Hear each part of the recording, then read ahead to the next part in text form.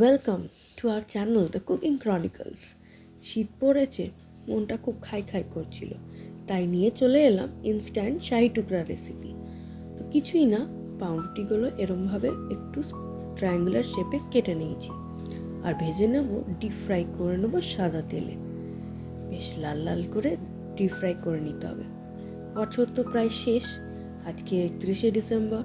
তো শেষ দিনে, বছরের শেষ দিনটা একটু মিষ্টি মুখ করেই আমাদেরকে বিদায় জানানো উচিত বছরটাকে, তাই মনে হলো যে একটু শাহি টুকরা বানিয়ে ফেলি। হাতের কাছে জিনিসপত্র ছিলই, বানিয়ে নিলাম। এরকম করে ডিপ ফ্রাই করে ভেজে নেবেন পাউরুটিগুলো। তারপর নিয়েছি বেশি দুধ নয়, 250 ml দুধ নিয়েছি, আর আমি 3 টিস্পুন কাস্টার্ড পাউডার ছিল, কাস্টার্ড পাউডার নিয়েছি। আর তার সাথে ওই আমাদের আমুলের যে 10 টাকার প্যাকেটের দুধ পাওয়া যায়, গুঁড়ো দুধ, সেই গুঁড়ো দুধ নিয়েছিলাম। 20 গ্রামস দুধ ছিল, গুঁড়ো দুধ। আর ওই লিকুইড দুধে অ্যাড করলাম চিনি পরিমাণ মতো আর এলাচ। আপনাদের যদি কেসার থাকে অবশ্যই কেসার অ্যাড করবেন। আমার বাড়িতে কেসার অ্যাভেলেবল ছিল না, তো আমি দিতে পারিনি।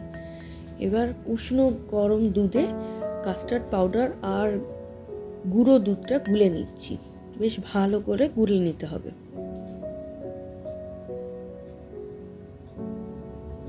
শাহি টুকরা বানাবার অনেক দিনের ইচ্ছে ছিল, তাই আজ ইচ্ছেটা পূরণ করেই নিলাম।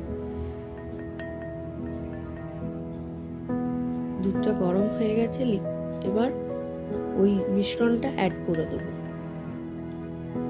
আস্তে আস্তে অ্যাড করবেন, গ্যাসটা একটু সিম করে রাখবেন, আর কন্টিনিউয়াস একটু নাড়াতে থাকবেন, স্টার করতে থাকবেন, না হলে জমে যাবে। এবার পাউরুটিগুলো সাজিয়ে রেখেছি, ভাজা পাউরুটির ওপরে ওই দুধের মিশ্রণটা গরম গরম একদম ঢেলে দিচ্ছি।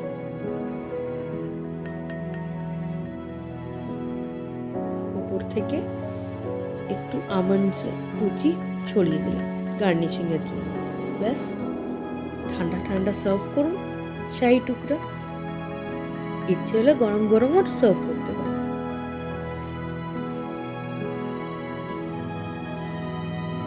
একেবারে ইনস্ট্যান্ট শাহি টুকরা রেসিপি রেডি।